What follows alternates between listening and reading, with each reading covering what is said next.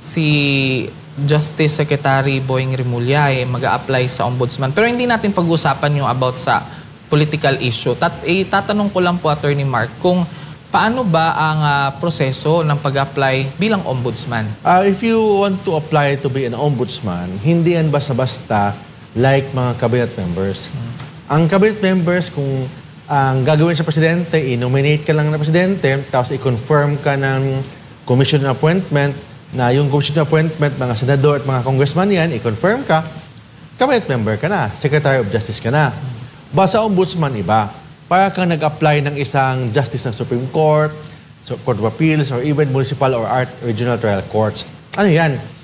Kailangan ka mag-apply sa Judicial and Bar Council.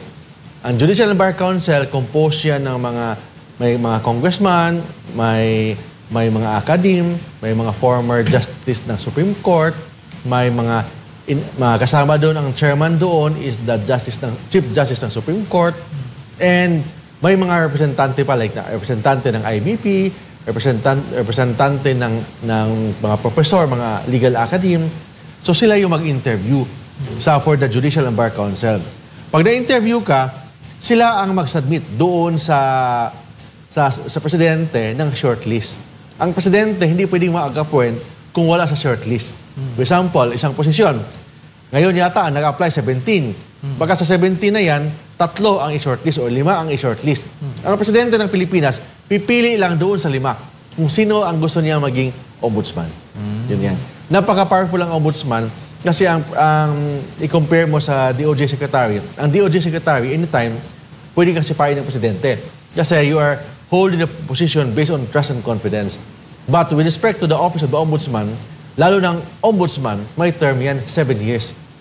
7 years, ibig sabihin, kahit wala na si BBM, hindi na presidente si BBM, nandyan pa yung ombudsman.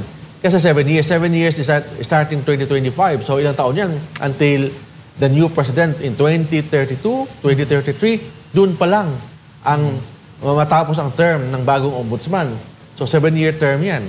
So, and you have the security of tenure, you have fiscal autonomy, hindi ka basta diktahan, independent ka sa opisina mo. So, yun ang power ng isang ombudsman. Ayan. So, hindi rin pala basta-basta yung mag-apply ka ng ombudsman, no? Para pong sasalain ka din yan. Sasalain ka through the Judicial and Bar Council. That's why ang presidente, limited ang kanyang appointment power sa ombudsman. Pipili lang siya doon sa na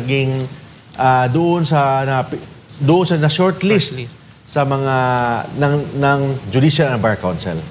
Yan. Ayan. So dagdag kaalaman po sa atin yan, mga kababayan. Ngayon po,